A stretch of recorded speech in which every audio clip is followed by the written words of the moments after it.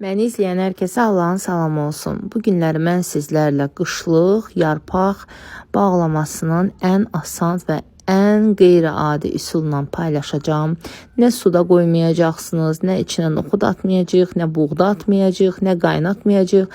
Sadəcə yarpaqları bankaya yığacağıq və bir üsulla sapsarı qışda yarpaq əldə etmiş olacaqsınız. Ona görə videonun sonuna qədər izləməyi unutmayın.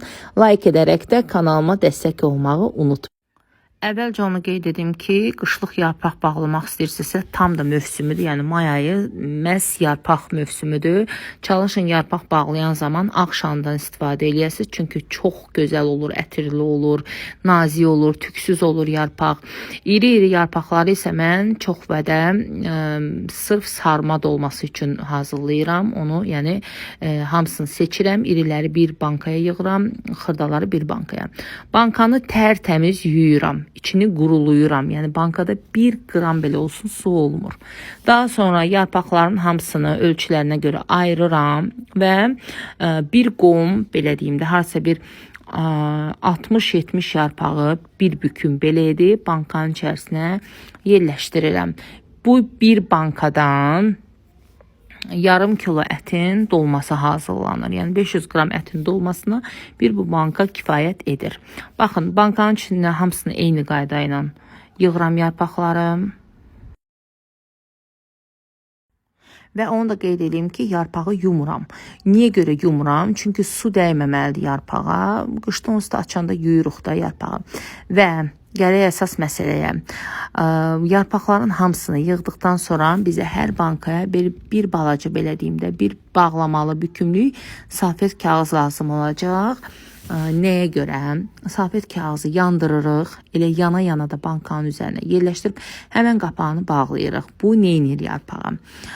Həm vakumlaşma gedir içəridə, yarpağı o qapağı bağlayanda vakumlaşma olur. Hava girmir içinə. Həm də ki, qızlar, inanın ki, yarpaqlar bilsiniz nə olur? Sapsarı, sapsarı. Qışda dolma hazırladığınız zaman elə biləcəksiniz ki, təptəzə elə bu dəqiqə ağacdan yarpaq dərib hazırlayırsınız dolmanı. Həm də yarpaqdan belə közün iyi gəlir. O qədər gözəl bir ətri olur yarpağında.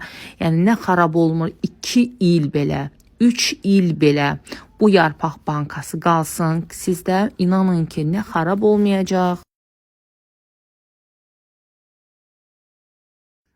nə də kiflənməyəcək. Yəni bu çox qədim bir üsuldur. Bunu mənə elə çox sevdiyim bir izləyicim məsləhət görmüşdü. Mən də bu üsulla hazırladım. Həqiqətən də nəticə çox yaxşı olduğu üçün sizlərlə paylaşmaq istədim. Hazırlayın, siz də inşallah ki, yanılmayacaqsınız. İnşallah ki, o əziyyətsiz yəni yarpaqlarınızı qışa kimi çatdıracaqsınız.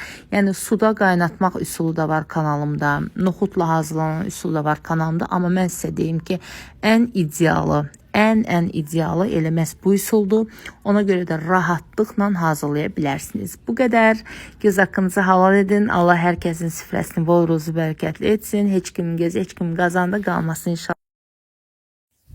Kanalımı bəyənirsinizsə abunə olub, like etməyi unutmayın. Şərhlərinizi oxumaq hər zaman mənim üçün xoşdur. Siz hansı üsulla bağlayırsınız, sizin ideal üsulunuz hansıdırsa videonun şərhlər bölməsində qeyd edərsiniz. Biz də oxuyarıq. Sağ olun.